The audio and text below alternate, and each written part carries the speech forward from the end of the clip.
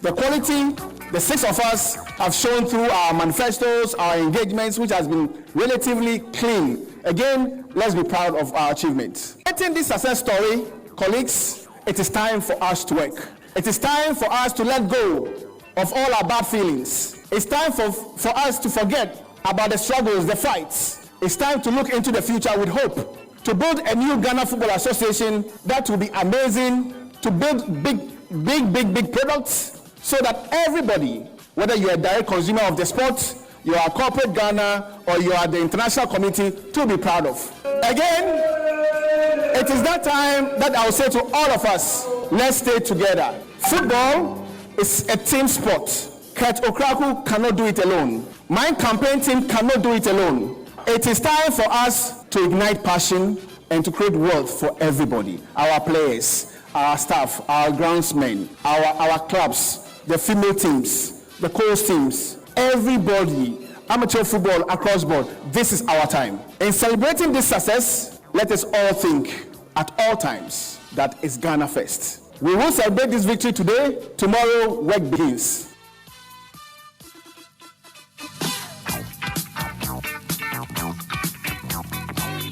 And work has surely begun.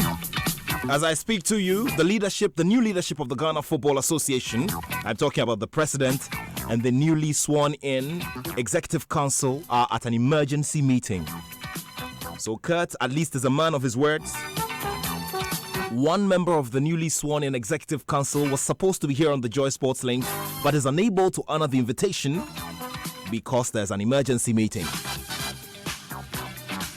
So work has begun. I'm glad to hear that. Welcome to the Joy Sports Link. My name is Nathaniel Atto, and as always, I'm glad to share this space with you on a Saturday afternoon like this. Greetings to all of you joining us via our Facebook stream from all over the world. Thank you so much for making us number one when it comes to the issues and the personalities affecting our sport here in Ghana. This afternoon, as usual, we will be looking ahead in a great way to the Mexican Grand Prix in Formula One. What are the expectations? What are the calculations? How are the drivers going to navigate all of those steep curves? The gentlemen are already seated. And after that, following what the president of the Ghana Football Association has said, we're all getting to work immediately. So we're looking at the expectations that you have of the new look Ghana Football Association. Send in your messages. Remember, it's 0244340437. 0244340437. You can also place your comments beneath our Facebook stream, the live stream. We'll be glad to share all of those messages. You have been following the football. You've been following the events. You followed that long-running election yesterday till its conclusive end. And we're glad that you followed our live coverage and our in-depth coverage of the event. Now we're getting to work and we're asking you what your expectations are. Joining us here in the studio to do all of the analysis is a seasoned football administrator and entrepreneur and somebody who has Ghana football at heart. Director of Accra Hearts of Oak and former executive committee member of the Ghana Football Association, Mr. Frank Nelson Nwokolo. He is here with us in studio and we'll be doing the discussions as well. The reason why you have to stay with us here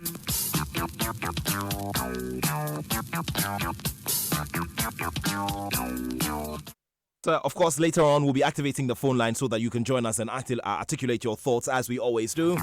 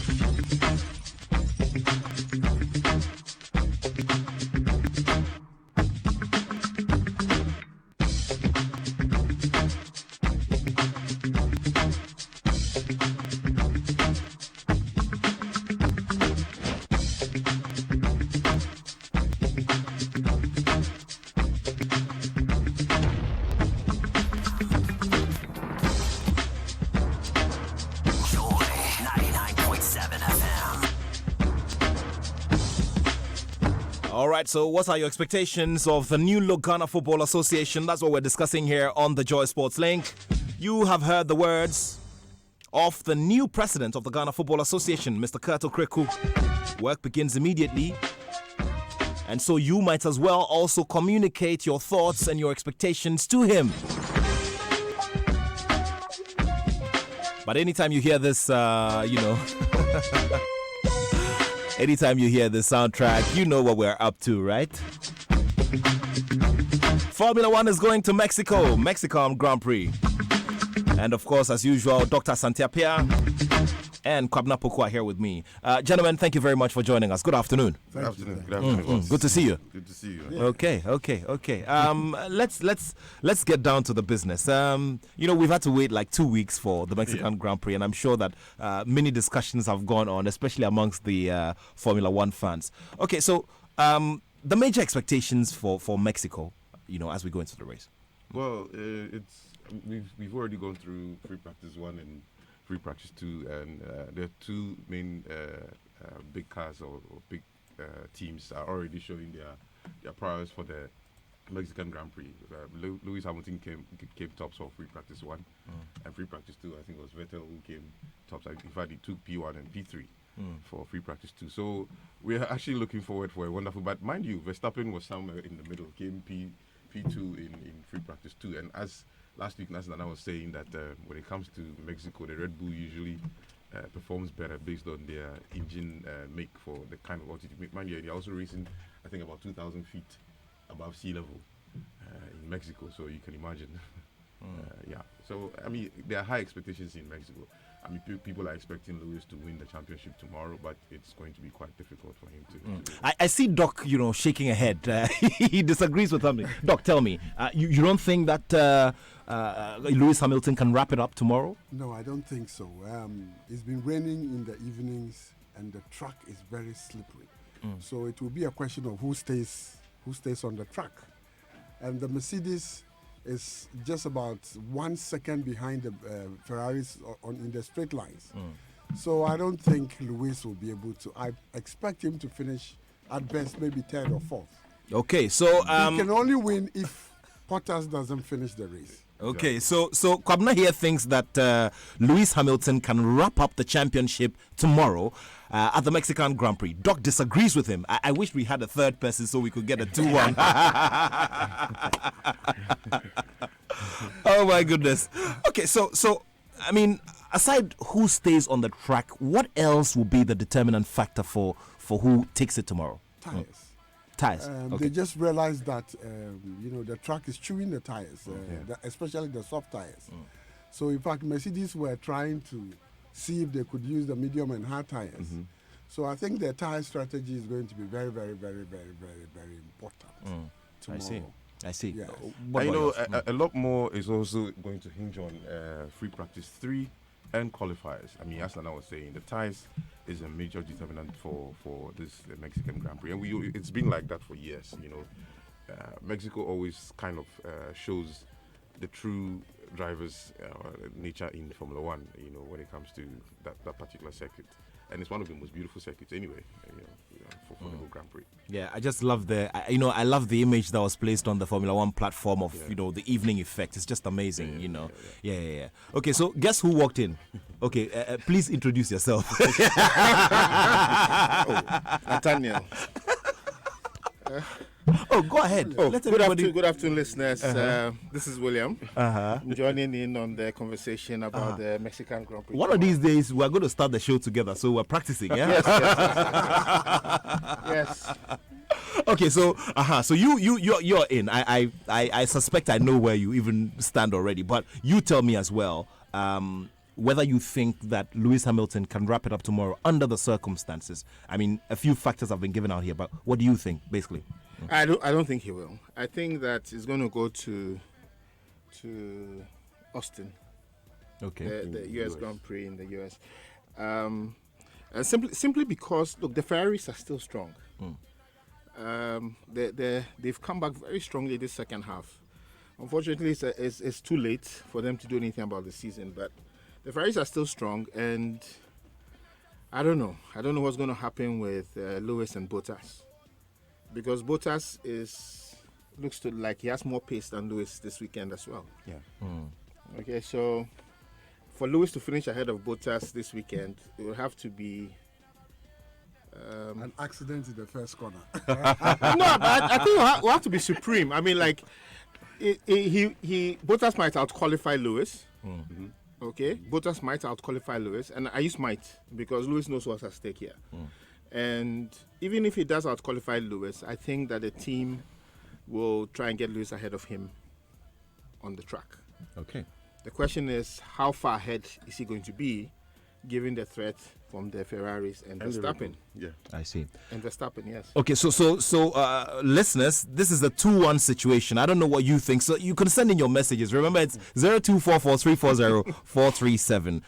So William and Doc say that, look, let's face reality. We do not see, and you should see the gear that William is in. I mean, this is brutal frankness. He says that, look, we do not think that, your favorite Hamilton, the man who's already in the lead and is looking forward to wrapping it up early, can do that actually tomorrow. Would probably have to wait for the US Grand Prix. So it means that by the popular acclaim here in the studio, would probably have to wait for one more Grand Prix before, your man Lewis Hamilton wraps up the championship another time this year. Well, let's begin with the activities for this weekend. Qualifying and the viewing? Yes, so it's an amazing weekend for us. First time that we are going to Smoke and Barrow in Laboni. Okay. Smoke and Barrow is actually hosting us today and tomorrow. We are watching the FP3 at 3 o'clock, and then the qualifiers at 6 o'clock in the evening at Smoke and Barrow tonight.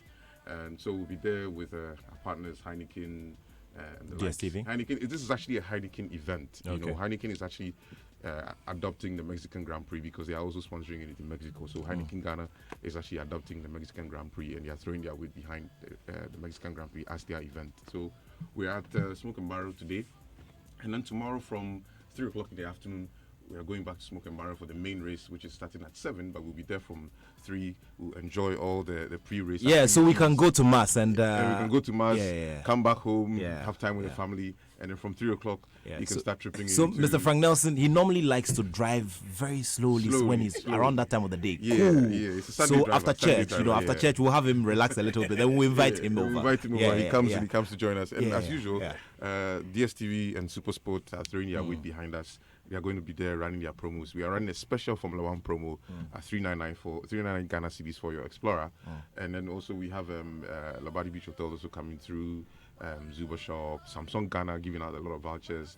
But Heineken is going to give out a lot of prizes, a lot of gifts for our Predict and Win. There's T-shirts, there's cups, there's you name it. There's drinks that people can actually send home and all that. So it's going to be an interesting time at Smoke and Barrow. Doc. And mind you, Smoke and Barrow has a lot of screens. I mean, Yeah. that I can tell you. I've been there. I've seen the number of screens they have. It's a 360 area. So wherever you turn, you see Formula One over there. Wow, lovely stuff there. So it begins from this evening, 6 p.m. for qualifying, and then tomorrow at 3 p.m. But you need to get there a little early, for the networking and the continuation of the subtle arguments that we're having here in the studio. No, So but yeah, mind you, yeah. last year, Lewis wrapped up in Mexico. The only thing is that Mexico is coming before US. So that's where I was basing my argument. In terms on. of the Even last sequence. year, he didn't win the race. He was came fourth. fourth or something, but he wrapped it up in Mexico. He won the championship in Mexico. So as much as possible, I'm not expecting him to win the race, but based on numbers shifting, we never know. As Nana was saying, the first 10 in Mexico is a major decider. Yeah, but anyway, Bottas has a point to prove, and I think that if Lewis doesn't get it this weekend and in Austin in a week's time, it's going to go all the way to Abu Dhabi. Yeah. I mean, Lewis is going to win it, but it's going to go. It will still be mathematically open until the final race in Abu Dhabi. What would you prefer as a Formula One fan? What would you prefer, that he wraps it up now, or it's obvious. Look at the points gap. But what would you rather prefer? Which one will give you more excitement? That we wait till Abu Dhabi, or because you are going to Abu Dhabi. We're all going to Abu Dhabi, as a matter of fact. We can say that we'll wait Abu Dhabi, but we know, okay, between you and I and Doc, and we know that if it goes to Abu Dhabi, team orders will prevail. Yeah. If it goes to Abu Dhabi, team orders will definitely prevail. So Yeah, I mean, if it goes to Abu Dhabi, there is no way the team is going to let Bottas race Hamilton in Abu Dhabi for the championship. No. Politics will come. Politics will But come the thing is that even if Lewis wins in Mexico or wins in America, there's that competitiveness which is going Sure. to go on in terms of every specific race. Great. Because mind you, Red Bull and Ferrari also want to rake up points, not just about points about winning championship, but points in terms of showing off what they are bringing in 2020, and also proving a point that we actually won these races going into 2020. So even though you won the championship, we took America, we took Brazil, and we took Abu Dhabi. Yeah, we are talking too much about the Mercedes. Talking about Abu Dhabi, this year I've been very disappointed with the Tifosi, with Ferrari. I mean, we expected them to give us a hard race all the way to Abu Dhabi so that it would be more exciting for the fans. And they didn't show up. They didn't show up. I mean, the last 4 races, Don't I worry. think they've started their preseason You know, testing for just like 2020. President, just like President Rawlings used to say back in the day, we're working towards Agenda 2020. Next year will come. Gentlemen, all right, gentlemen, we need to wrap it up here. So, final thoughts as we get ourselves ready for Mexico. Oh, first curve is going to determine who wins the race, and some people will be taking out. People, listen to Doku. The first curve The will first determine curve. who wins the race. Because there's a long stretch of over 1 kilometer to get there, so you can get 6 cars Side or, by or side. side by side trying to enter the Enter the first curve. curve. Yeah. And we expect some major accidents and crashes. Things and spills and Yep, yellow flag will be appearing. And now, based on what Doc has said, it means that being on pole is not an advantage. no, it's not. Okay, so being on the second row will be better. the best position for the start. Governor. Well, I'm expecting for me, I always root for the young drivers. And I'm expecting the likes of Albon, Lando Norris, and Carlos Sainz to put up a show, because we've actually put up a show in the free practice 1 and 2. So tomorrow we should watch out for those young bloods. Gentlemen, thank you so much. All right, so Formula One, the action begins this evening at Smoke and Barrel. And of course, Doc has a message. Yes, I have a message for Mr. George Amoakon to congratulate him for his position in the GFA executive. That's a brother from another mother. Thank you. Very well, very well. So what? Who you are gonna smile to? All right, so congratulations to all of them. As I mentioned to you, we pick up that the GFA executive, led by the president, is having an emergency meeting. Like he mentioned earlier in the interview, work begins immediately, and of course he wants to live every single bit of that comments that he made. From my enemy. So yesterday, from our point of view, would like to say a very, very big thank you to the whole team, the Joy Sports team, ably backed by our technical team from television, from radio, also the events and promotions team, and also production. I mean, it was an amazing job that we all pulled off. Spread propaganda. Left when me know have a big agenda. And of course, the good feedback has come through after that. Sometimes when you break your back and you get good feedback like that, it feels good. And we're grateful to everyone for the support. Silence is So now, but just in case you're just missing out, this song happened to be, Keto Kriku's, as me travel through the sky. movie soundtrack, if you may describe it that way. Kill all of them with prayer. Okay, so Shatawale's killed them with prayers. From my So as I mentioned earlier, here with me in studio is a seasoned football administrator where has done all of his work with Accra Hearts of Ghana's oldest existing football club. He has lived through the era where people have to dole out hundreds of thousands of dollars in the interest and in the name of love of Ghana football. And, he has thoughts to share as we look ahead to the forward story, the story moving forward, for the new look Ghana Football Association. He was there to observe proceedings as well at the College of Physicians and Surgeons. And I'll be asking him, where his love was in terms of all the 6 candidates. And he'll be telling us all of that. So you join the conversation. Bring in your thoughts. It's 0244 340 437. 0244 340 437. You can alternatively just place your comments on our wall, on the live stream on the Joy FM wall. Is Joy 997 on Facebook. Ogan Wokolo, thank you very much for joining us. Thanks, Nathaniel. Yeah, and, It's my pleasure being here. Let me just thank everybody. all of our friends, at Full Gospel International Businessmen's Fellowship for releasing Mr. Frank Nwoko, Frank Nelson today for us. Normally on Saturdays he's very busy with activity with Full Gospel. You were there yesterday. First of all, your general impressions about. I mean, you've seen several GFA elections. I mean, you've seen those for the executive committee, as it was known back then. You saw for the executive council. You've seen a few of the presidency as well. What are your comments about this particular election that was held? Thank you very much, Nat. And first of all, let's just extend my greetings to our distinguished listeners. Yesterday was an amazing day for me. It was a day everybody was clamoring for, a day everybody was watching and waiting for. Why do I say that? We all know what happened to Ghana football in the last months, call it a year, some fraction of months. We all saw what's happened to this great nation in terms of football. Tears in the eyes of people, sorrow in the streets, lamentation in the beer bars, people weeping and saying, is this the nation we know? Is it the Ghana Black Star? Is it the flag star of Africa?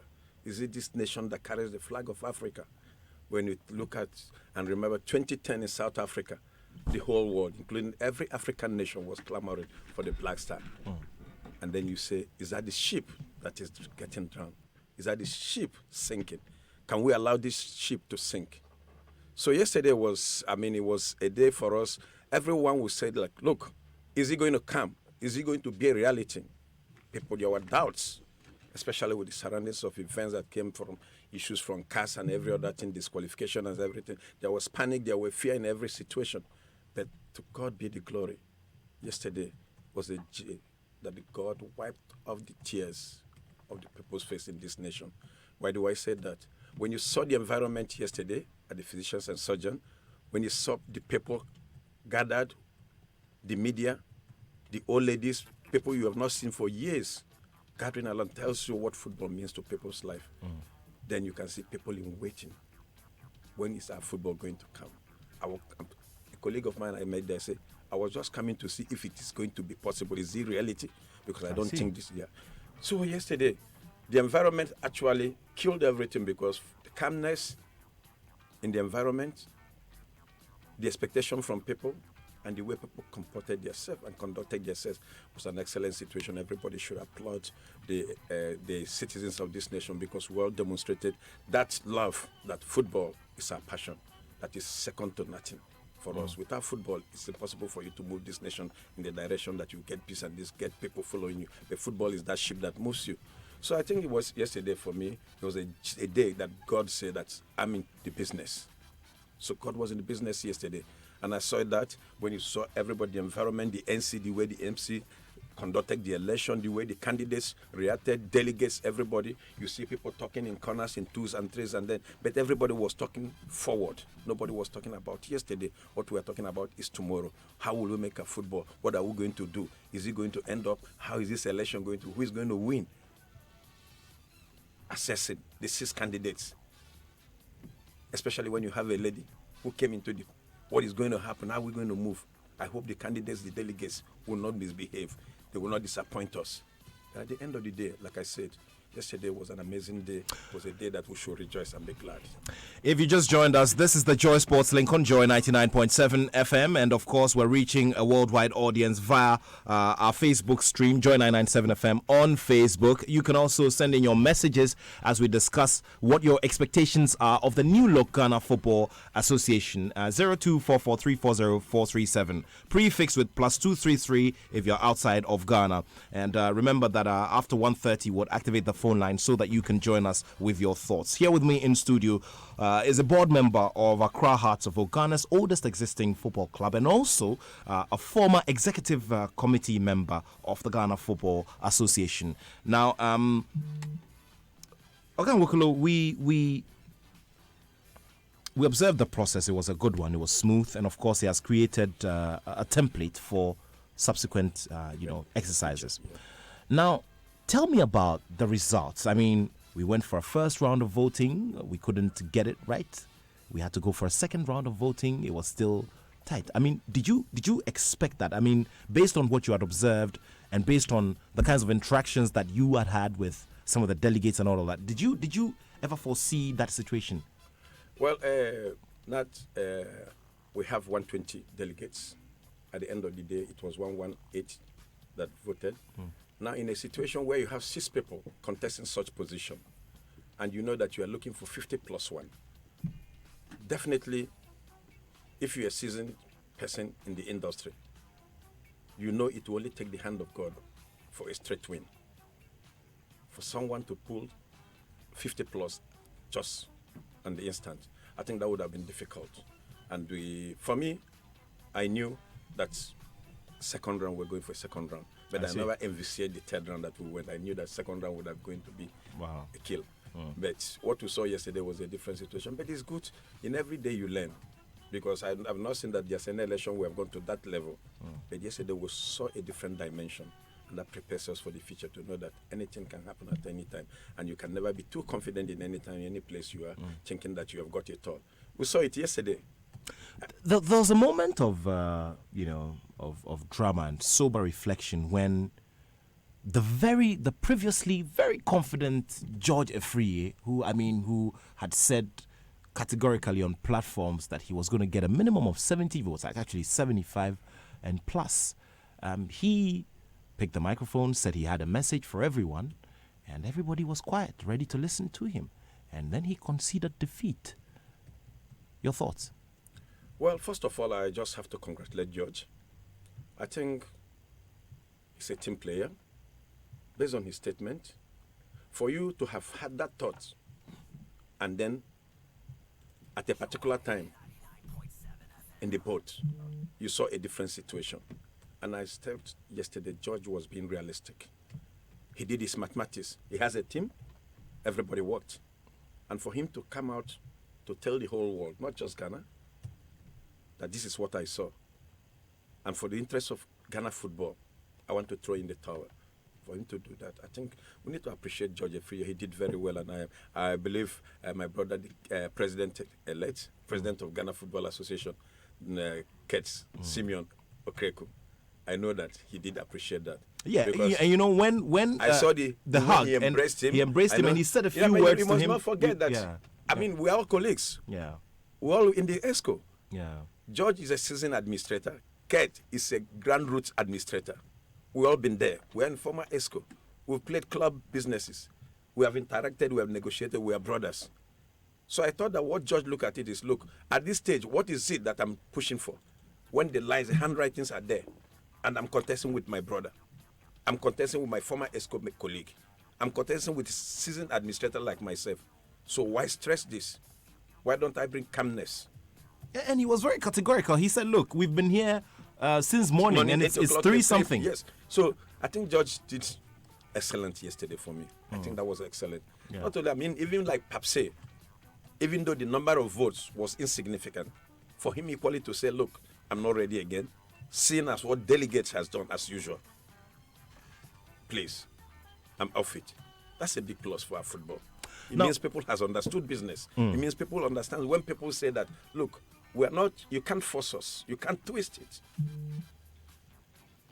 You got to know that this is the time that you need to listen to what the people say. So, and the people are the voice of every industry. Now, I listened to Dr. Nyaho Tamaklo, his reactions.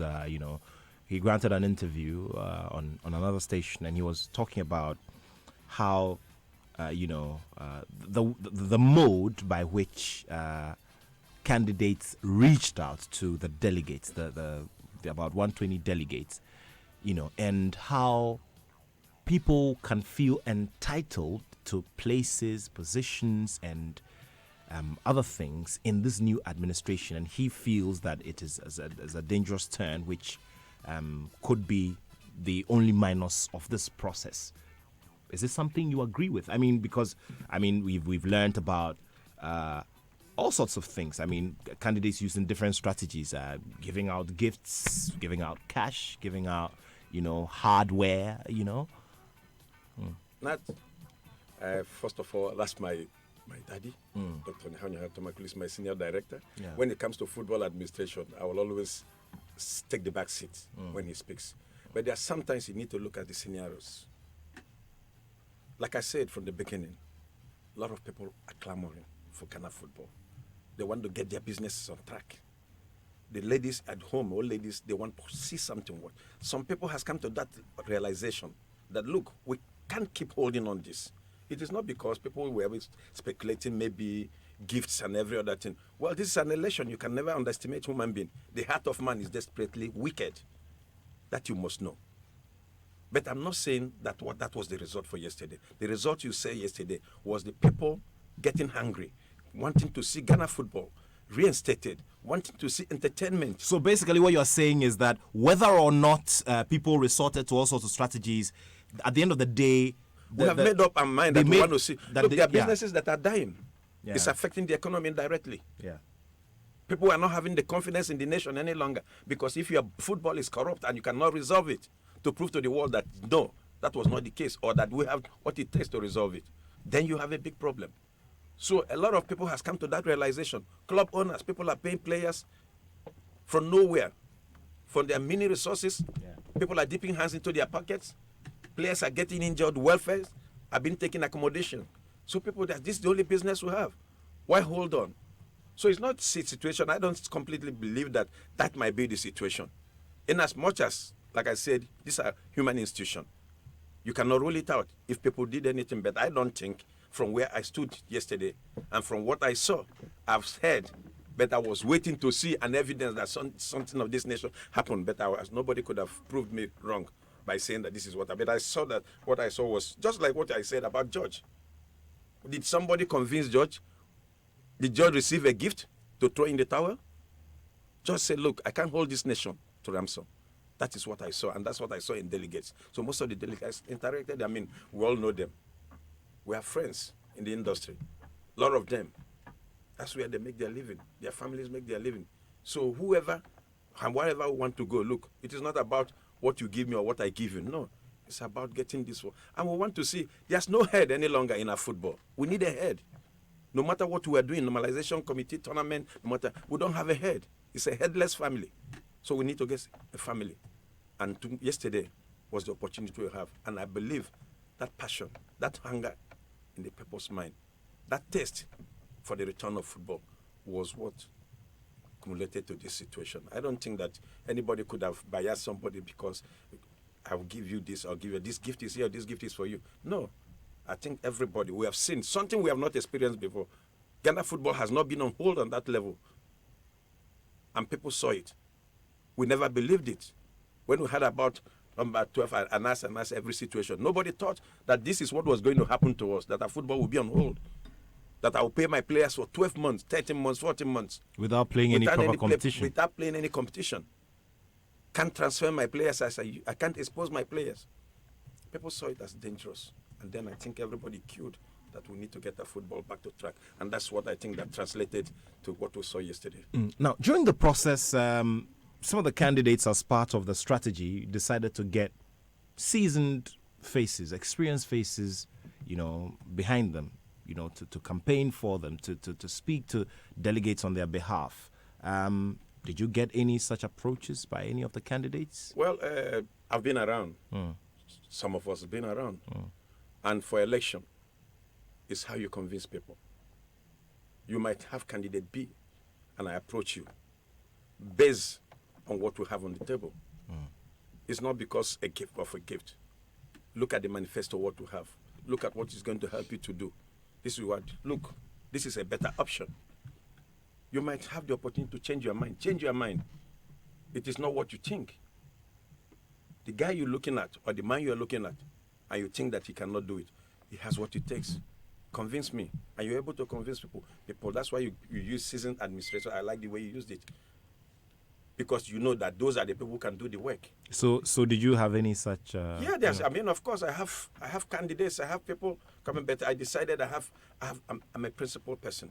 Okay, and that means and you didn't want to declare open support for any of the candidates. My candidates, Nad, who is not my candidate? Nanaya Amposa is my son. I see. president is my brother, my son, my colleague, my friend, my cousin. Palmer is my friend. George Free is my brother. Everybody's my brother. Maybe Amanda Clinton, you say. I don't have a relationship. But we're all colleagues. We've worked together years. What do you make of Amanda's participation in this and what probably may lie ahead of her within the space of football? Well, she's a human being. What is in her heart might not be known to me and you. But she's looking for a platform. And possibly she got the platform she wanted. Forget the fact that she got 0 votes yesterday. She knew it. She's not been around. She doesn't have any friend. She has no reason to be there. But then, on a second thought, you say, we're all human beings. She could have other projections. The future is bright. She's a young lady. She's a lawyer. You don't know what she wants to. She might want to jump into politics tomorrow. Not the politics of football, maybe the streamline politics. Maybe in the... And this show has added to her resume. Added. Great Maybe deal. The Bar Association. Her background, what's her background? Is she a full citizen? How long has it been in the country? She's a citizen. So she's looking for identification. Could be. I'm not saying that's the straight answer, but she might have other reasons that I don't know.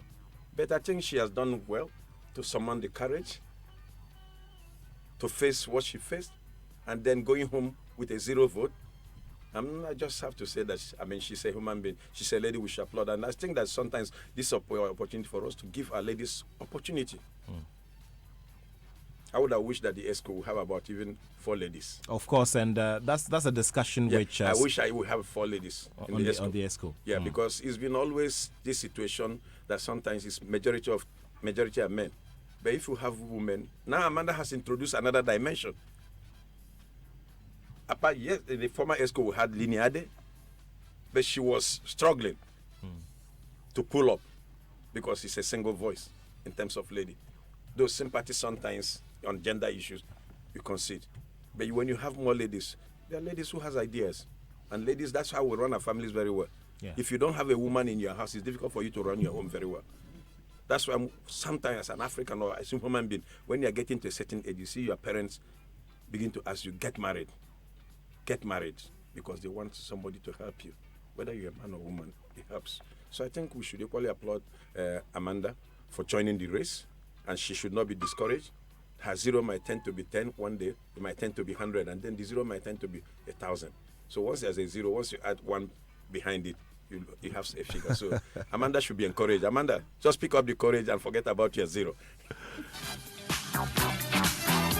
Still live here on the Joy Sports Link on Joy 99.7 FM. 5 minutes to 1 p.m. We're going all the way to 2 p.m. here on the show. Keep your messages coming in. There's this one which is yet to be signed. Please do sign the messages when you send them. It says, why are you calling it an emergency meeting? What is the emergency? Where is that? It is their first meeting. Why do you journalists like using words by heart? Okay, so please send me your name. Now, by what we know, by scheduling of meetings and all, the whole team is supposed to group on Monday, which will be the first working day of the week, of next week. And so, if we have the head convene a meeting immediately to ask everybody to leave everything they are doing to be there at the meeting, then there is a certain form of urgency to whatever subject is about to be discussed there. So we don't use words, by heart, okay?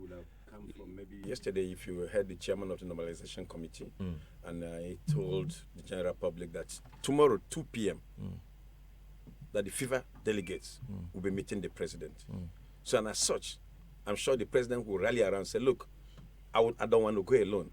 He's a Liverpool guy, and he says, I will not walk alone. And that's why he says he wants action to start. Yeah. So he doesn't need to wait for Monday. So maybe when you say the emergency meeting, I don't think people should take it out of context because it's an emergency, because all the ESCO, the executive member, board of, let's say, directors of Ghana football, they were not prepared for today's meeting. So if the president yesterday, after the election, decided, say, look, we're going to meet today because there's an emergency. It's an emergency, so I think we should take it as such. Thank you. Okay, so there you have your answer. Let's go to this message. Hamilton is wrapping up the championship in Mexico. This is from Joseph. Joseph, thank you very much for that message. Let's see how all of it goes, beginning with practice later this evening. 0244 340 437. 0244 340 437. Tell me what your expectations are of the new look Ghana Football Association. What would you want to see done differently? Send in the messages and let's get talking. Now, there's a lot of talk about how Accra Hearts of Oak is not necessarily represented on the executive committee. I mean, in flesh and in physical presence, Accra Hearts of Oak is not represented there, and they feel that, you know, Accra Hearts of Oak is a big block within our football, and at every stage, especially at that critical stage of decision making, we should have representation there. It's not there. How do you at the end of Accra Hearts of Oak feel about it? Well, I think it's a big concern to my supporters. My phone kept ringing, messages coming in, and I hear a lot of people, especially yesterday when I appeared at the grounds. Most of the people have confronted me, including journalists. Why are you not involved? Why are you not involved? Where is Accra? Where's Accra? But it's unfortunate. It is unfortunate that the two most glamorous clubs in this country, Accra Suffolk and Ashanti Kotoko, we are still sleeping. If you say you're still sleeping, I don't get it. When you look Kotoko at is on there. I mean, Mr. George Amako is there. Let's forget about George Amako. Okay. Look at the 6 candidates that contested the presidential race. How could you have seen that? I don't think it could have happened in any other place. The two most glamorous clubs in this nation, Accra Suffolk, could not produce a candidate. Kotoko could not produce a candidate. We're glorifying ourselves in ESCO by getting George Amako into ESCO. Is that glory? I don't think that is glory. Who are the people who contested? Dreams FC, Ochima Plaza, Ochima Planners. Ochima Planners. Yeah. Far Rangers, non-clubs. But Amanda represented Hearts of Oak. Well, that's another I know story. that's another story. But, you're still discussing that matter at the level of the board. It's still a matter of discussion. But George, Nat, the serious issue is that, are we serious for business? I don't think Accra Suffolk deserve what we are getting. I don't think Kotok and Haas should sit behind, year in, year out. We glorify ourselves that we have one person in the ESCO. Is that what the football is of? Is that why the club was established? 1911 Accra Suffolk, Kotok 1935. And clubs that have emanated just 10 years ago, 5 years ago, are ruling this football nation. People go and say, oh, okay, because he was a supporter of Haas, so it doesn't make a difference. It makes a lot of difference because our CV is very important. We cannot have a say, what will it be that we go to a marketing board, we go to a party, I say we're looking for sponsorship. Look, and somebody looks at it and says, the FA president was even from their club. That's a big plus for sponsorship. And where are we coming from? We're all-star. Yeah, but the question then is, then it boils down to you, the people within the clubs as well, because I agree with you. Yeah, I agree with you. because, I agree with you. I agree with you. And I always call it structural issues. I agree with you. In Accra Suffolk, we are trying to make amends to make sure that we depart from what we used to know before. And to the glory, to God be the glory. Our board chairman understands this and is moving. But I think we need to make sure that we leave no stone unturned. We don't have to. This election was an election that you could say without Accra Suffolk. Not just being a kingmaker. You don't need to be a kingmaker. You need to be the king. Kotoko. How could you? What do we have to trade in? That you go to a club like Wa All-Star or Chima Planners as FA president, 1911. Then why do we glorify ourselves in 1911 and 1935? I think we need to sit up and look at our structures. We need to look at the future. We need to say 2024, 2023. There's an election. What's happening? But at least you should also look at it from this angle, that from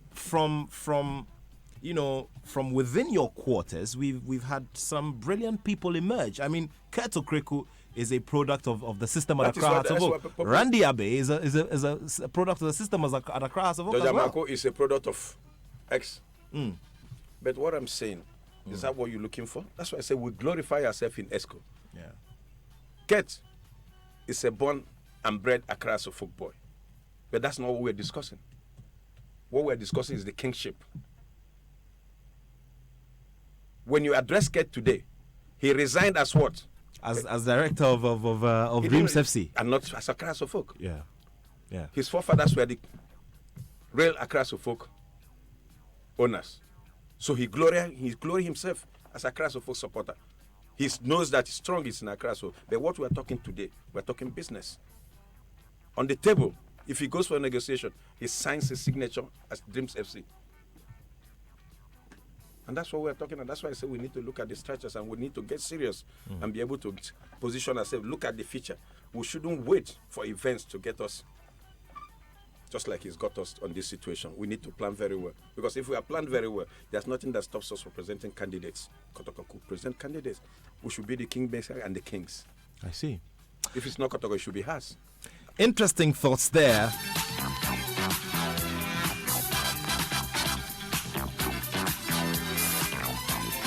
So 0244 340437 for messages on WhatsApp. 0244 340437. Send in your messages. We'll be glad to have them as we discuss the way forward.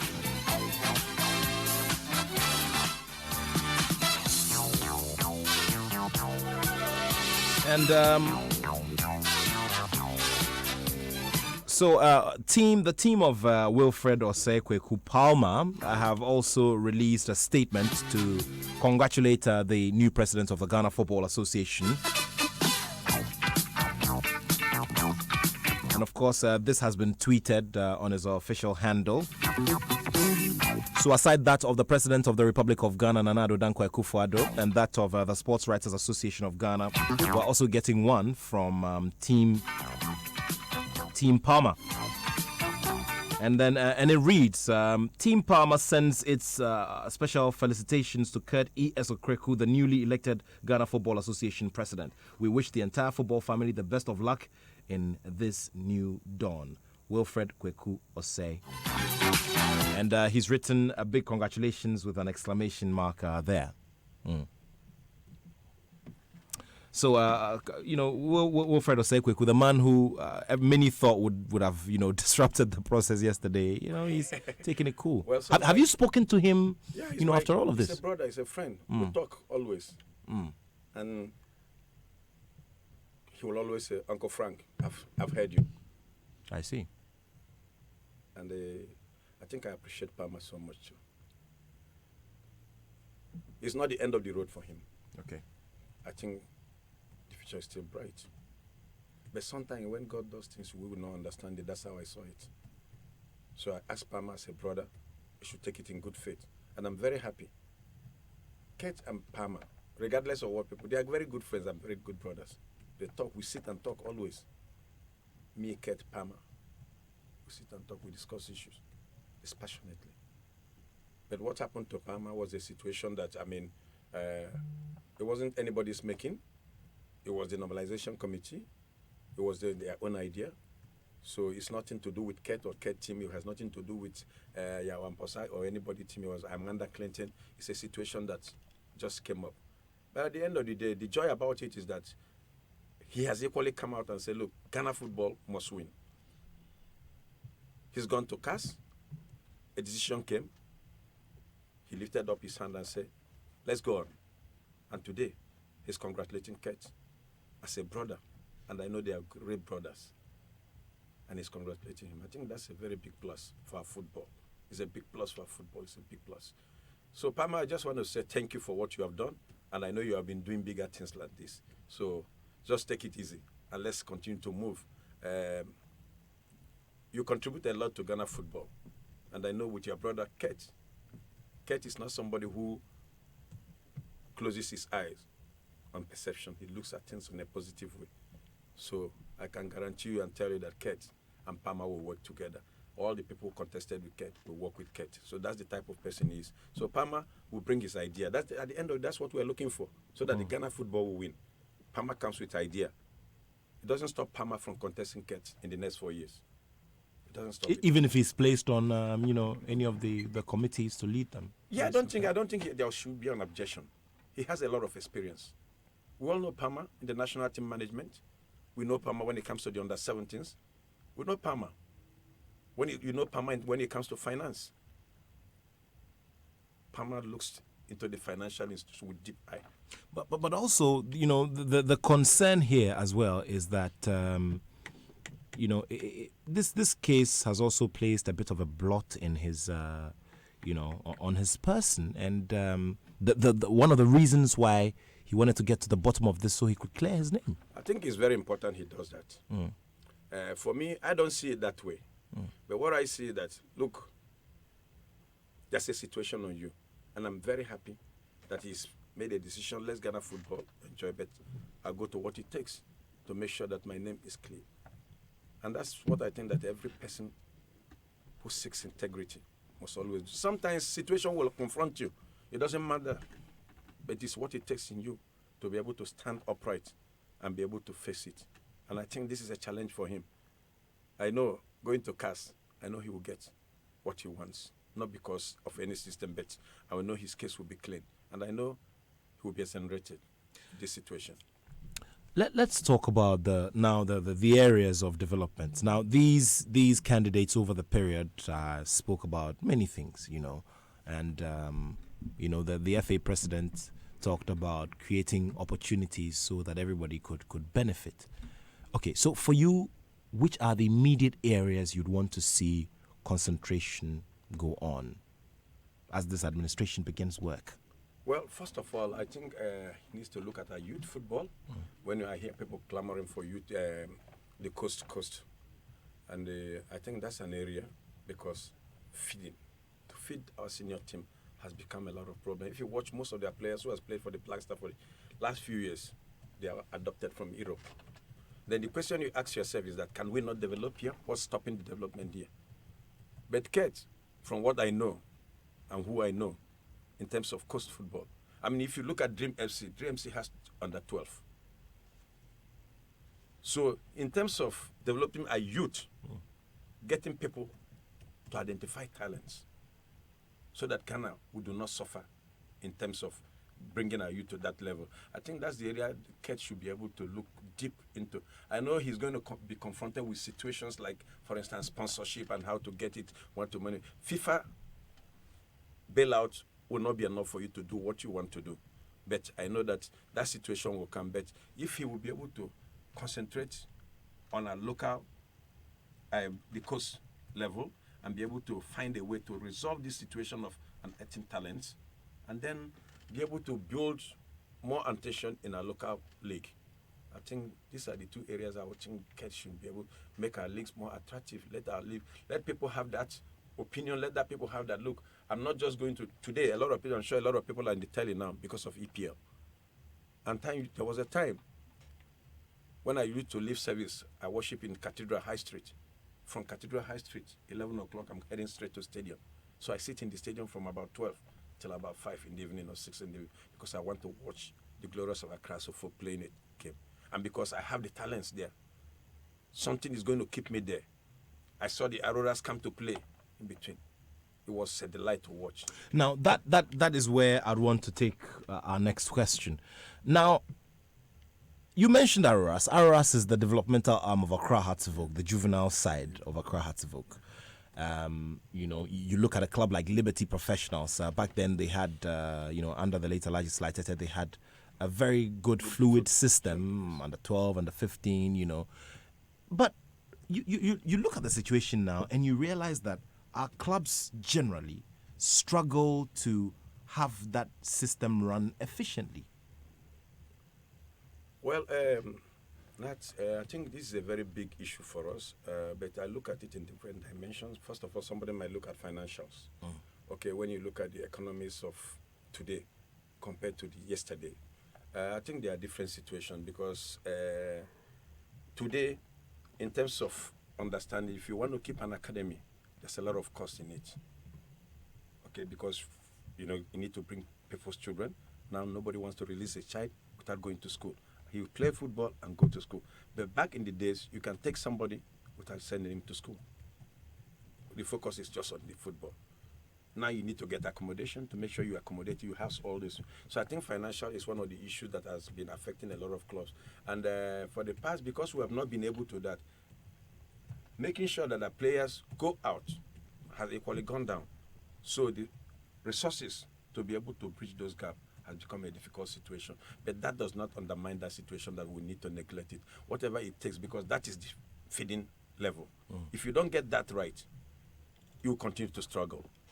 You continue to struggle. So if we get back to that system and say, look, let's look at it and see what is happening and give ourselves some time and say, maybe in the next 2 years, this is the type of level we want to do in our football. This is what we want to do in terms of our academies or our youth, like you're saying. I just gave you an example of Dreams FC with under 12, under 14, under 16. And you ask yourself, how does Dream FC run it? Will you say no wonder Kurt has become the GFA president because he's been able to do that? But look at Kurt's transfer list. I don't know if you've been able to look at Dreams FC transfer list in a year.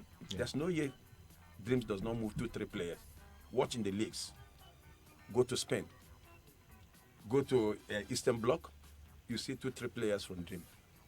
It is not about money sometimes. I don't think it thinks about money sometimes. I can be able to give you. I want the guy to be developed. Then let's talk about it in the future. And that has given him a solid foundation. And he's doing it and doing it very well. He has understood it. That's why I say that I think Ghana is very lucky at this stage. Let's talk about the league and the expansion. I mean, the whole football family agreed unanimously to, to adopt, an 18-club Premier League. What are your expectations as we get ourselves ready to start that season? 18 clubs, the level of competition and the look and feel. Well, everybody knows that it's going to be a difficult situation. But you need to look at the situation that was confronting Ghana. Vis-a-vis the two clubs we are talking about, Skin Pfizer, Great Olympics. These are two big clubs when it comes to league in Ghana. Olympics, Skin Pfizer, they are big teams.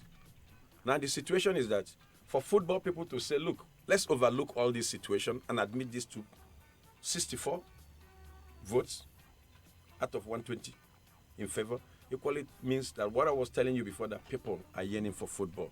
Now, let's get these people promoted. Next season, we demote 5. That's a dangerous agreement. Okay. Because who are the 5?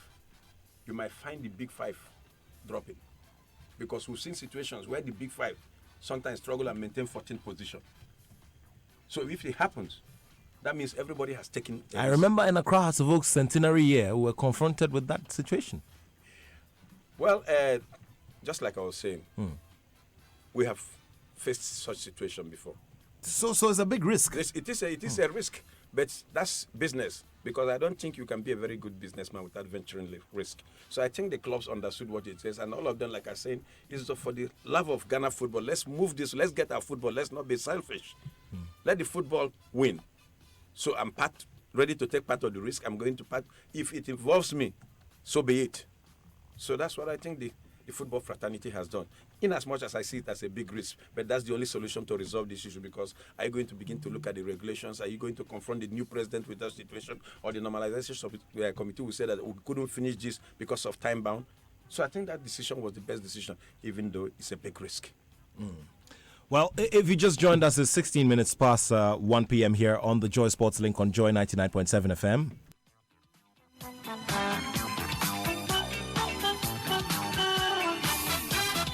So we're looking at expectations of the new administration of Ghana Football, and my guest in studio, Mr. Frank Nelson, who's a board member of Accra Hearts of Oak, and also a former executive committee member, is talking about youth football and the need to throw the focus there immediately if we want to strengthen the base of our clubs and of our national teams. You also join us with your thoughts, and in a few minutes we'll also activate the phone line so that you can join us. There's been a lot of talk about finances. I mean, you are a great example of what the cringe situations can get us to do when our clubs are found wanting, when some of our teams are found wanting. I mean, I'm sorry to have let that out, but I mean, we know of situations where you, for instance, have had to dole out hundreds of thousands of dollars to salvage situations. We've gone past that era. Do you with what has happened now? How close are we to saying goodbye to those days when individuals have to pump in those, hard-earned resources just to make things run and make clubs keep their heads above water?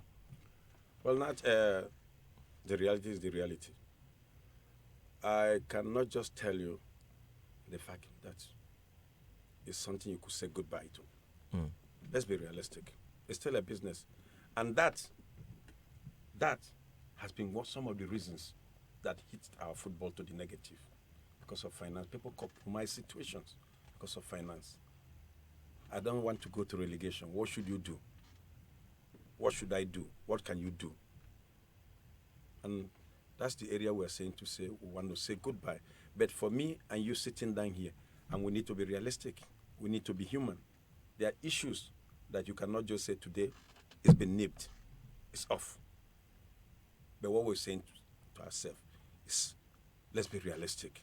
Let's move forward. Let's do things. Let's get out of corrupt situations. If it hits you, that's it. But I think finance, we need to create ways to survive our clubs. That's why I always suggest that most of the people who owns club, it is not for the sake that the club belongs to you, the joy, the glory. Where do you think Bando House of Lion would have been today? Just close your eyes. Talk about Bando House of Lion. The greatest thing that is hitting King Faisal, what is it? It's financial. We all know it. Bando House of Lion, maybe if Randy Abbott, sorry to say, I'm not, so but that's the reality. Maybe he did not get into Bando House of Lion. Maybe I need to be corrected. If maybe that club could be in Division 1. We have seen clubs of that nature that are in Division 2 today, and Division 2 for the mere sake of being in Division 2. So they go and cause problems. Those are the level where it gets to. People begin to compromise on things that are not supposed to be done because they want to just remain in Division 2 or any. They don't to say that my club is gone. So that leads us to that level. So I think that we need to find a way to find a new model of how to be able to manage our football, to be able to create avenue where we can make interventions and be able to sustain our club without going to third parties and anything. And then get people, I always ask people that partnership is not a bad business. It's you understanding what is partnership. When you understand it, it's not for the sake that the club is Frank Nelson Football Club, that I will live for Frank Nelson so that my children know that this is Frank Nelson. Meanwhile, I'm living a dead situation for my children. But what stopped me from getting Nathaniel to come in? If Nathaniel takes 51%, it doesn't make any difference. People survive with 2% partnership, and it makes you great. So let's look at how to partner people, come together, get people. There are people outside this nation who wants to invest in football, but they don't have time to be in this nation. But they need to invest in football. They look for good partners. Then they look for people who will be trustworthy. How can I be trustworthy and be in Ukraine and invest my money in Nathaniel, and I have 41% or 51% majority share, and Nathaniel understands that, yes, because I invested X amount, and Nathaniel will respect the principle of partnership. That's what we are talking about. There are so many people who want to partner, even in this nation. There are proposals you could give to corporate bodies who would like to be involved in football. But they need to know that you do things right, that your books are clean, and that you want, if for instance, let's say Stanbic. Not because they want to, but they could be possible. What happened to ECG? They were in football. Gapoha, they were in football. They could partner any other, but the problem is that they've run this thing, they found out that, look, there's no transparency. It's always because we're camping, so pump it. It's always because but if the real partnership is defined, and everybody knows and everybody knows what I get, and this is what I get, and nobody wants to put his money in a bottomless pit. I need that if I invest 100,000, I'm looking at next 2 years or next 1 year or next 5 years, I'm looking for, I'll get 110, 105. But if I'm going to get 90 or 70, then what's the reason of it? So I think that with clubs, owners, and administration need to open up, and then we need to be more transparent. I believe that this era that we have got into has taught us a lot of lessons. We have learned in the hard way. We saw it. So the hard way has taught us a lesson that, look, we need to move forward, and moving forward, we need to be transparent. We need to be serious. Books. It's not a question of you must have your book. What is in your books? You're a club. You are supposed to pay SS. How do you treat your players? How to retain the players? Do you get value for that? If you are paying a player 300 Ghana cedi, The player who lives in Kaswa comes to Ayas Park to come and train, and you pay him 300 or 400 Ghana cedi. It's a club, and you want that player to continue sacrificing for you. So no, there's no value. So we need to add value in every. And when you add value in what you do, then get great partners. People will understand your business. You have a very good business model. People invest in it. So finances will not be that problem. I'm not saying there's no problem in football. There will be a problem, but you'll be able to do it. Other people are doing it. So one can do it. Okay, let's talk about our national teams. The Black Stars did not show the way we'd wanted them to show at the last Africa Cup of Nations, and being the flagship brand, team-wise of our football, there's a lot of cause for worry. We're getting ourselves ready for another round of qualifiers for the next AFCON, next month, and there's a lot of talk about quality, how well we're going to do, during those qualifiers, how much confidence the Black Stars can re-inspire in the people. Now, it is an African issue. I have a reason why I say that. Okay. Now, let me tell you a reason. Between me and you, there was a time in our calendar in this continent that when Black Star is being paired with Cameroon, Black Star goes for second position. Do you agree with me? Sure. There was a time when you are to Senegal, you begin to look to second position. There was a time when you are paired with Egypt, you know that you can only get second position in the group. There was a time with Nigeria, 1994, you know that you are getting for second position. But I think that the problem we have is that we cannot sustain the feed that we cannot feed. So it gets a particular area. 2006 to 2010 in Ghana, name the players we had. Name the players who had it. Muntari, Kingston, name the players, and not just the players. Look at the quality. Look at the leagues they play. The pencils. Yeah. The Montaris. Essien was the engine. England, it was all about Essien. Stephen Appiah. Asamoah Gyan, the group was still a back group. But what happened? So what were the structures that was in place? How did we feed back? And that went off. It happened to Egypt. It happened to Cameroon. It happened to Nigeria. And if you look at it in Africa, then again it revolves. Now the issue about national team, I think we need to get serious. We need to get serious in our national team. Why do I say that? The team we have now, we need to be realistic. Is that formidable team? We might put the pressure on the coach. But at the end of the day, between me and you, we know the quality is not deep. The coach can feed, we can recommend player A, player B. Up front, who are the players who handles are up front? What do they do in their clubs? How excellent are they in their clubs? Do they get that first team in their clubs? Or because we see them coming from the bench? Or because once in a time we see them score goals? Then we think that's the best. It could be the best because that's what we have. But I think we need to look at it very well and see how to build our team because our team, the cream is gone down a bit and we need to see how to build it. The team we have now, we have a good coach. Kwesi Appiah, I still believe that Kwesi Appiah is a very good coach. For me, I cannot take it. I mean, I've seen him work, and I know the type of person he is. I don't speak for him or any other team, but I know that if he's given the right material, if he has the material, what we have now is a team.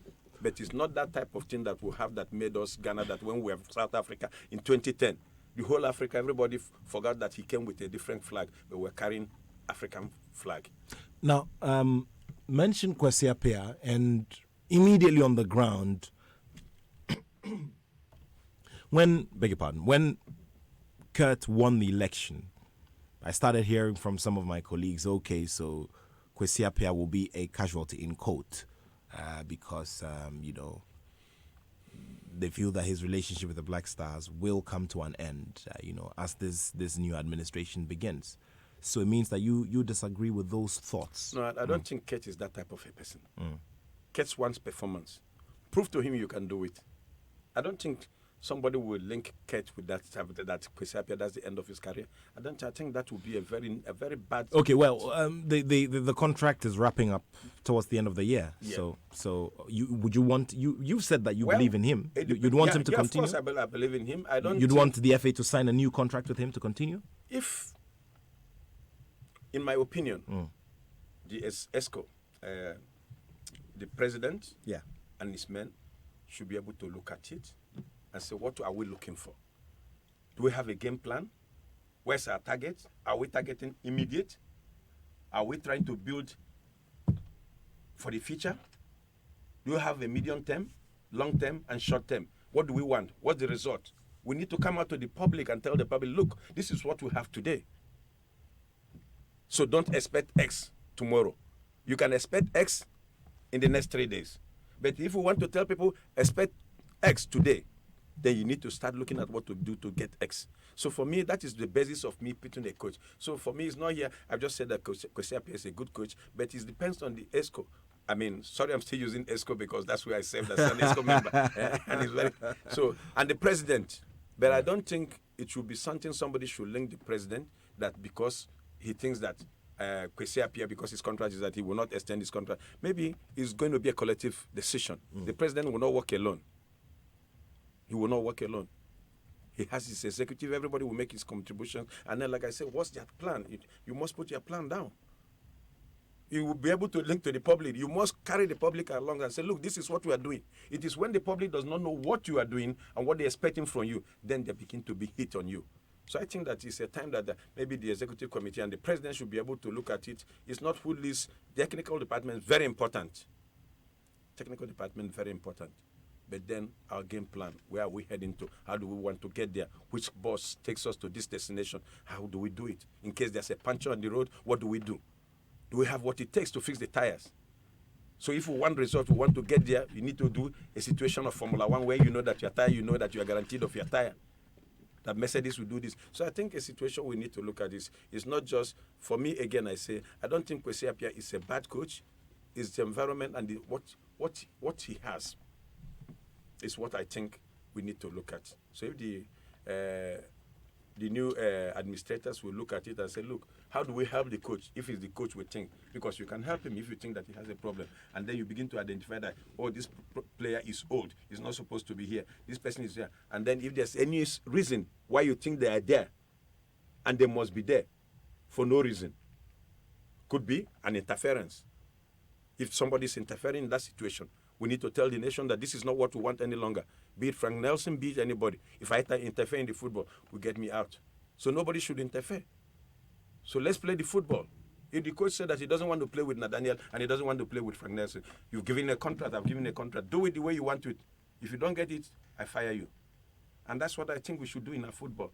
So we'll be able to get results. People are dying, people want results. Our Black Star is a big ship. It's not just a canoe. It's not a canoe. We have a big ship. And in Africa and the world, we are known. That's why we say that people like Abedi Pele, Tony Yeboah, and all these are big names people want to associate with Stephen Appiah. When you go to take it today, Stephen Appiah is like a household engine. Because those are the type of players we're in. So we must look at that and say this is where we belong to. So we must try to get to that level again. Well, Manchester City has won the game against Aston Villa by 3-0. That's the full-time score. 3-0 in favour of Manchester City. So there's this one here that says, sorry, I don't get the name of the man criticising Accra Hearts of Oak and Kotoko for not producing contestants for the GFA presidency. Well, Mr. Frank Nelson in Wokolo, he is a board member of Accra Hearts of Oak. And then he says, is the contest about club size, year of formation, or rather administrative acumen of individual contestants? I think it's the latter. Fortunately, that's not the misfortune at hand from the word go, but rather the contest itself. Kurt, the winner, was disappointed. Based on his campaign and how he was assured, he knew he was going to carry the day with no trouble. The very people who promised him failed to vote him. Betrayal. And these are the people he's going to work with. See the trouble ahead, Ghanaians. Don Mickey Jr. in East Legon. Well, Don Mickey thinks that a few of the delegates who promised should have delivered and ensured that this was a one-touch victory, as they put it in the political terms, a one-touch victory for Kurt. But they did not necessarily deliver. Well, I don't know where he's getting his, from. I don't know where he's getting his concussion. I mean, for me, I don't think it would have been one touch, like I told you earlier. I mean, you look at the people contesting, they're all season administrators. So you didn't look at 120 for one touch. I was not convinced that it could be one touch. There's no way I thought about that. Especially, I mean, maybe if Palmer was equally involved, That would have been even more So difficult, that isn't would it? be dangerous. That would have been dangerous. You understand? There's no way Palmer will not go and pull 5-10 from one place. You understand? So, but that's why I say God works in His own way. Yeah. So He knows what He does. And I think when it happens this way, sometimes we'll not just look at natural situation, we begin to look at spiritual situation, because maybe God's intervention could play a role in a situation like this to save this nation. You never know. I see. Tell me about, I mean, you were there on the ground last night. What's the feeling of the general football fraternity? I mean, there were loads of media practitioners and personnel and you know, the people we describe as football people. I mean, the administrators, the club owners, the people who work within the space. What are some of the things that people were telling you on the ground after this whole exercise? You were there. I saw you speak to a lot of people. Well, Nat, thank you very much. First of all, like you just said, the media. The first thing I will say about yesterday, I saw your guys, they were smartly dressed yesterday. I saw Gary and George Adu Jr. I said, wow, has he got into this level? Yeah, that's a what big we plus do. for, I saw Benedict in his black suit. I said, wow, now this guy looks like ESCO We, members. we had to we had to wear suits on a Friday. Yeah, okay. That was a good one. But Thank you having very said much. that, I think, look, yesterday after the election, I spoke to a lot of people. I left very late, and I had a reason why I had to do that too. Just like what you said, so sometimes you need to pick information from the ground. That's what makes you a real administrator in this industry. A lot of people, there's a lot of expectation from coach, but the good thing is that most of those people understand that there's a problem, and it's not a problem he alone can solve. So people come and say, I hope he will be able to use everybody. That's the first option. I hope he will understand it, that this time is no longer your team in terms of my campaign team. You've done the job, you've won this team. But now, Ghana must win. So what it means that we pray. I had a girl who told me, so, I pray for this president, that he will be able to pick the right people. There's a lot of people that he's seen a lot of people around this environment, that he's been able to tap into some of the experience and every other thing. I think he will be a very good president. He's a young guy, he's educated. That's what she was telling me.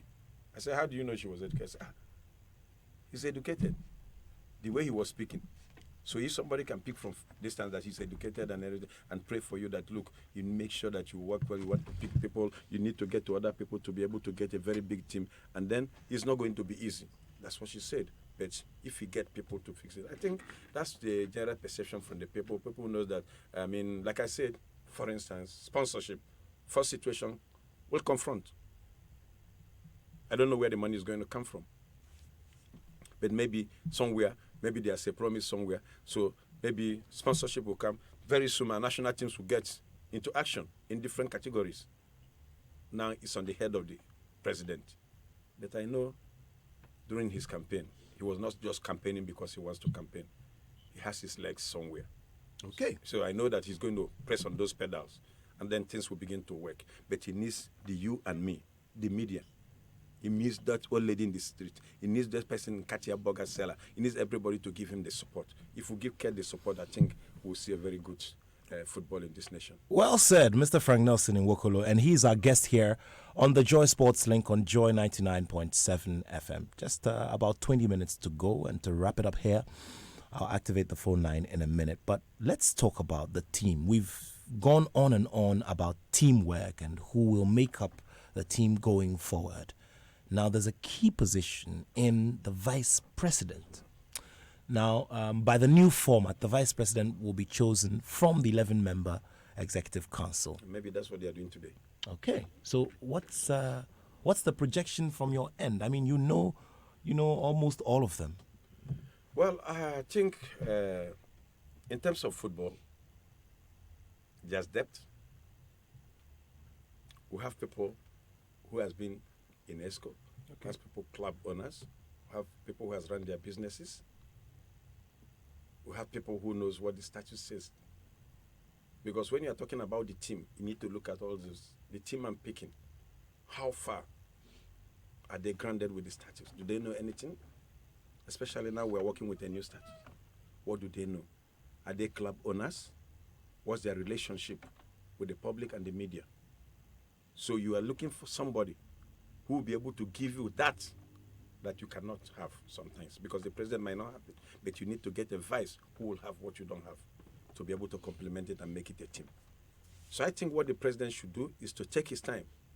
I'm saying maybe that's why they're in a meeting now, maybe they win it. I don't know. I'm just speculating, because as you say it, maybe they could decide that, okay, since we are around here, and the president say, work starts immediately. So let's give, by Monday, let's give the public our advice so that the team is completed. Okay, but Oga, we need to get specific for once. I mean, well, if you look at it, let me look at it. I don't want to speculate.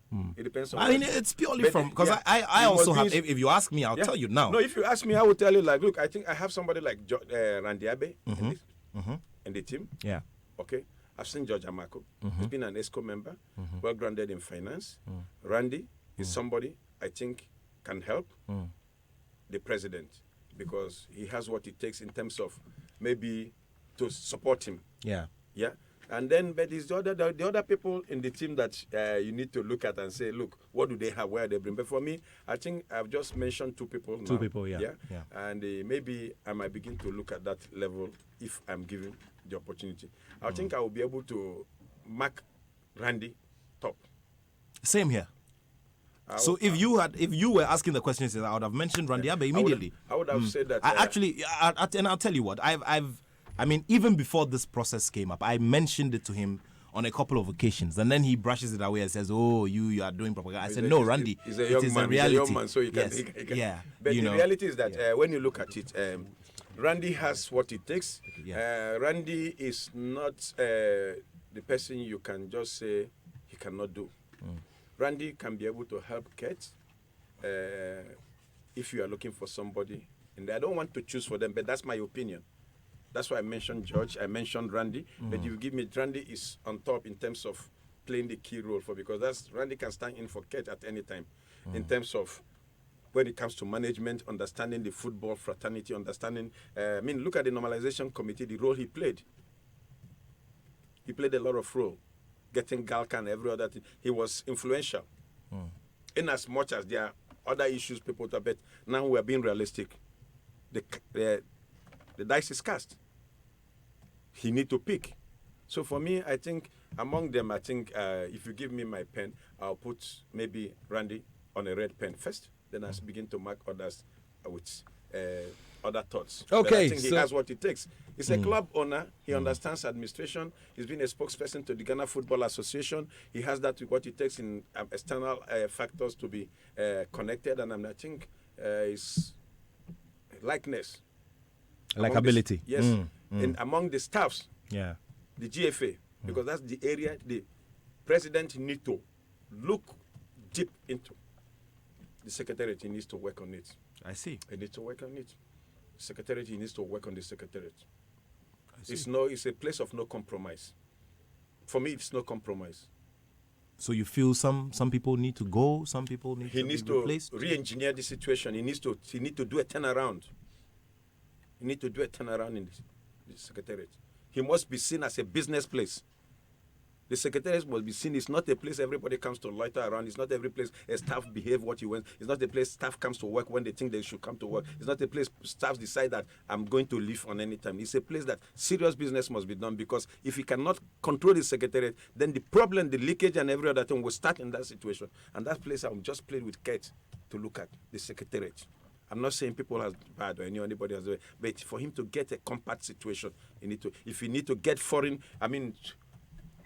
interventions, not foreigners, get new people in certain areas, create positions that need to be created to make sure you have control. You must have control. People cannot control the institution for you. If you allow people to control the institution, then he's losing it. But I know Kate understands football and he knows what it means. So I know he knows how to handle it. But that's one area, like I'm saying, that if I'm to be around him, if I'm to be in that position, I must look at my secretariat, because my secretariat gives me the image. I see. Yeah, it's very important, Nat. Well, 0302-216-541. 0302-216-541. You call and you articulate your thoughts as well. I've been having this conversation with Mr. Frank Nelson. He is a board member of Accra Hearts of Oak, and a member of the immediate past executive committee of the Ghana Football Association. Several years of experience in terms of football administration, at his fingertips, and also a seasoned entrepreneur with investments in many areas. Now, 0302216541, 0302216541.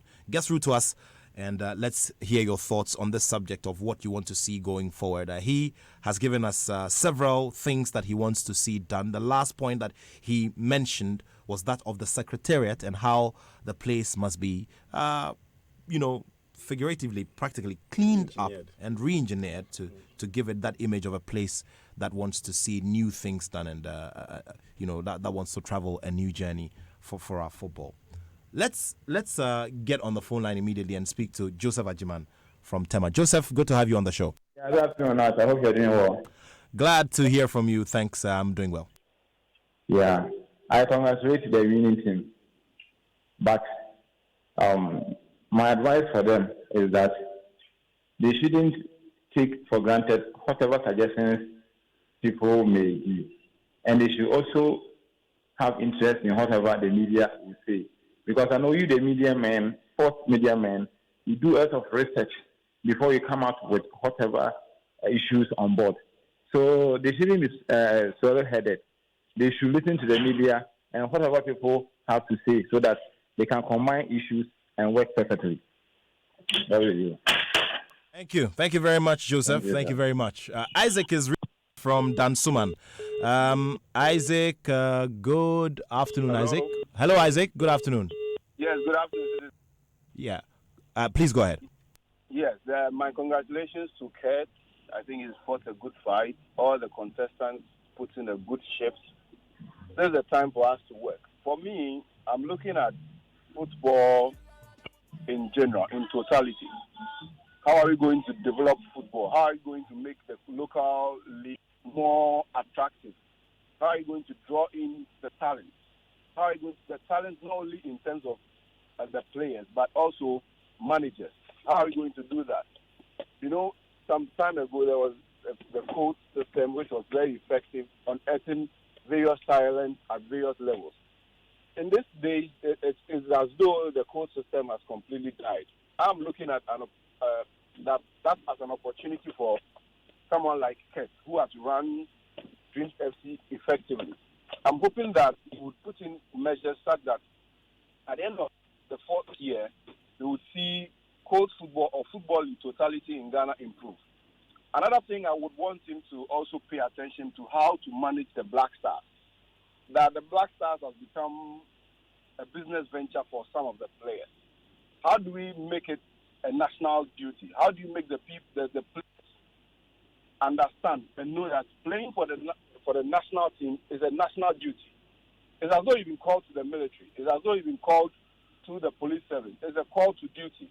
How do you generate that kind of patriotism in the players so that they give out their all, not because they want to get $100,000 per tournament, but they also want to win something so that Ghana's name will go up in the sky. Those are some of the things that I'm looking forward to Kurt doing, and I have hope and believe that they will be able to do that with this executive committee that have been elected. Thank you so much. Thank you. Thank you very much. Glad you were able to get through. Let's talk to Frank in Amasaman. Frank, good afternoon. Good afternoon, bro. Good to hear from you. Please go ahead. Yeah, you are doing a great job for us. Thank you. I've been listening to Joy FM for about 15 years now. Oh, wow, great. Thank you so much. Congratulations to Kurt and those who won the election yesterday. For the past few days, I predicted that Kurt is going to win the election. And I know he's going to do a good job. Thank you. Thank you very much.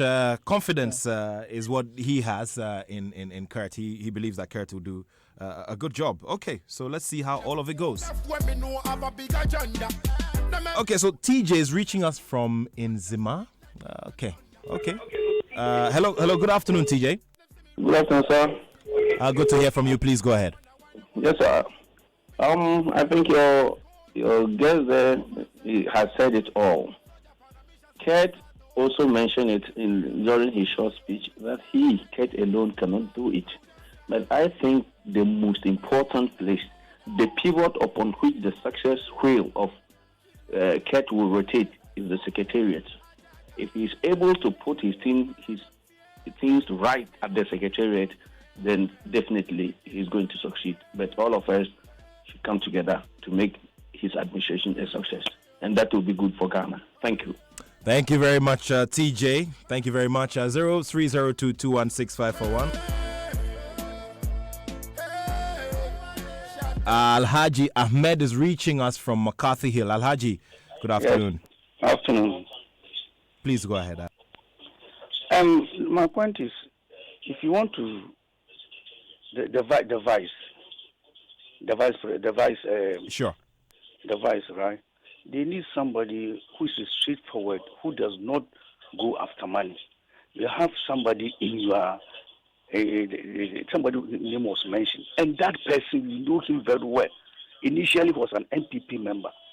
Just because of money, he just... Okay, I've cut him off. I heard this comment last week, and like I mentioned to you, we do not use our platform to pursue any propaganda whatsoever. We're discussing purely issues of competence here. If there's anything that went to call, any question on on anybody's competence, we will do that. We'll do that. But then we will not agree with anybody who comes here to do any form of propaganda whatsoever. The reason why I took you off. Now, David is reaching us from Ivory Coast. Good afternoon. Bonjour. Yeah, bonjour. How are you doing? Ça va très bien. Please go ahead. I'm fine. I think my contribution is just first of all to congratulate Kurt. I followed him over the years from Universe when he was with Radio Gold. And so far with Green FC, he has done very well. But it will not be the same as the GFA. He has a lot of goodwill. And he must make sure that the goodwill that the Ghanaians have given to him will be put to good use. His communication with the public must be spot on. He shouldn't wait until we begin to ask a lot of questions before he answers. He must set timelines, and when the timelines are not met, he should be able to come out and tell us that it is because of this and that and that. That is why here we are here. That this is the solution this is the solution to the problem we had, why we did not meet the timeline. And over a short period, we will make a great mark. Thank you. Thank you too. Let's go to Sunyai, where Joseph is on standby to speak to us. Joseph, good afternoon. Yes, good afternoon, Nat. Please go ahead. Yes, Risenko from Siani. Great, good to hear from you. Yeah. Let me first of all say congrats to Kurt. From day one, he always believed himself, and that belief has seen him through. I would like to congratulate him and wish him well. In fact, I believe he can do the job because from day one, if you even look at his campaign team, it wasn't something that a lot of eyes were on them as compared to my good friend and senior brother George Friye, whose campaign were heard everywhere. But at least looking at some people like Henry Asante and the others, Albert Comey, in fact, they were able to silently do the work without necessarily coming on air. I remember last Wednesday, there was a host of these reps, and if you look at how Georgia Friye's camp were attacking the personality of others, I realized they were going to lose a lot of marks and votes on that, because you are campaigning for people to come and vote for you to lead us. And if you attack personalities like that, people say you come to power, you may also do same to us.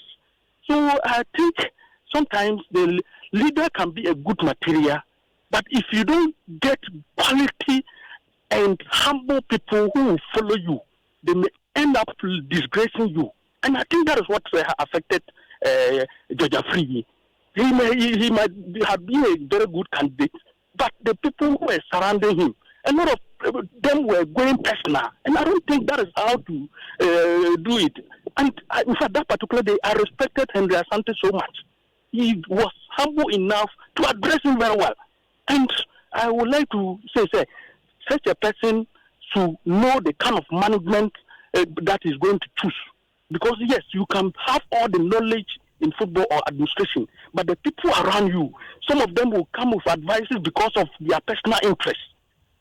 If they come and they don't get it, they may end up doing things that will affect your administration. So please, be very careful. I never heard you talk about supporters. Sit down and let we, the supporters, also know what you have in store for us. Okay. Thank you very much, Joseph. We go to Ablekuma, and Moha is on standby. Mohammed, good afternoon. Good afternoon. Thanks for joining us on the show. All right. Thank you for the good work for the motherland. Thank you. And we are grateful for what we had yesterday. We have a peaceful election, and whatsoever go on, we are grateful. But what is there here is the Bible givers.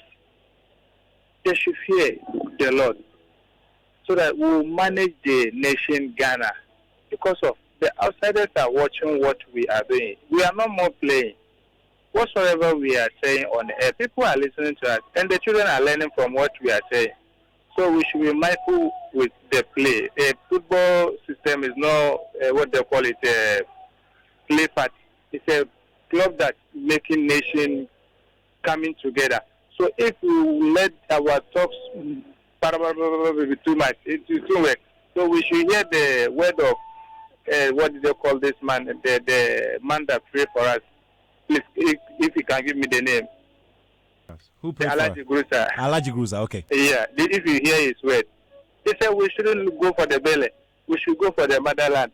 So we should mindful of his word. Bye-bye.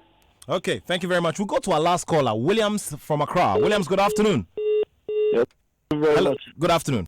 Afternoon, how are you doing? I'm great, Williams. Please go ahead. Please, I'm afraid that this new FA guy will not succeed.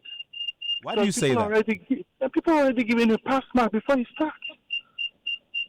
People are already giving his pass mark. Isn't it more of confidence being reposed in him and his ability based on what he's done before? Senior, people are talking as if they know him day in, day out. How many of them have met him? Senior, I think for me, the first people we need to meet with is the journalists. Ask them, what's the problem? How do we move forward? Not just people moving around him and they're suggesting and promising, and everybody's looking for what he or she will get out of the FA. The second people he needs to meet is the supporters. Let him organize a round-table discussion.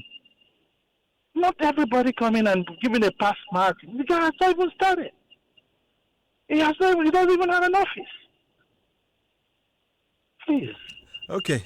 Williams, thank you very much. Interesting thoughts that Williams brings in there. Wow. Anyway, we're just about to wrap up the conversation, but Williams is also saying, look, guys, you hold it a little bit. Let the man start the work and let's see. And of course, from our point of view as media, like I said, we're all entering a new phase, and you're going to expect things like, an assessment of Kurt's first 100 days in office, and putting up his Word document as against what he actually does on the ground. So there's going to be a lot of work and a lot of scrutiny. But the only thing that we have done is, me individually, what I've done is to say what I know of Kurt, what he's able to do, because I've worked with him before. So I repose that confidence based on what I know he's able to do. Anyway, your final comments as we wrap this all up, sir. Well, that's interesting comments. But first of all, let me just get back a little bit on the last speaker, William. I just want to let him understand that in life, you don't think on negative. First of all, you must be positive and to believe what you think you can do. And I don't think all these comments coming for Kurt is because everybody love him. I think what we are talking about is Ghana. We're not talking about the personalities Ghana. So I want William to understand that It is not because everybody's giving him pass mark. It's just to show that we're expecting more from him. It's not just we're saying what he has done, and that we're saying that, look, you can do better. So when you pat you on the back, then he will be able to say, look, there are people behind me, so I'll be able to shake off the dust and then move forward and do a lot of things for the nation. So that's why I think we should be thinking positive rather than. And then again, we must commit this office to God. There's no way. We cannot drive it without God. If you try to drive it without God, it's not possible. I always tell Kurt, my son, I'm very sure and I'm very happy. He's a staunch Christian. He's a Christian, his mother, his father. He's lucky his mother and father done. They will be interceding for him. I know what the mother and the father will be doing, the old man. But that is not enough that some people will say we rely on God. Yes, we rely on God. That's because we are God's people. Because without God, it's not possible for us to make, but it's God that makes all things possible. So I will ask Kurt to make sure that he do not depart from the ways of God. Because if you depart from the ways of God, you know what to follow. But if you stay with God, you will be a precious vessel. That's my comment for him. Thank you so much, Mr. Frank Nelson Nwokolo, board member of Accra Hearts of Oak, former member of the executive committee of the previous administration of the GFA. Oga, I will ask you one final question, and I need only one answer, one word. Which I know what it is. Okay, so maybe you should go ahead and answer. If you are given the opportunity to serve again on this, based on, your experience that you are brought on board, drafted onto any of the committees or any of that, would you be willing to do so? It's a yes or a no. Yes, and capital. Thank you very much. Thank you yes, very much. capital YES. The words of Mr. Frank Nelson Nwokolo. Thank you so much, sir, He's for my your brother. time. Thank you. There's no way I can fail it. Thank you. Yeah. Thank you so much. I'll wrap it up with this text message from William Asari, my brother. He says, Nat, the biggest problem that confronts Kurt is the football people themselves. Look at their disposition yesterday on a simple matter of court cases. Well, we live to see. Thank you very much, William, for that message. And thank you all very much for joining us on the show. Komla Adom is on standby with the Joy Headline News at 2. Thanks to all of you who joined us via our live stream across the world. We will be back next week to discuss yet another critical issue that affects the everyday life of our sport here in this country. Thank you all so much. We wish Kumasi Asante Kotoko so well in the game. Final words. We'll do final words. Kumasi Asante Kotoko as they go up in that Confederation Cup game. Well, we all wish them well. I pray that they'll be able to make it. I mean, dropping off from the Champions League is enough pain for the supporters. So I believe this is an opportunity at least to be able to show that, our people love us and we want to do something. So they should be able to do well. So I wish them very well from all ramifications, all the way. Thank you very much. And that's how we wrap it up here on the Joy Sports Link. I'll be back next week, 10 minutes after the midday news, as we always do, with something that would definitely provoke your thoughts and something that will give you something to take away. My name is Nathaniel Atto, and I have love for sport.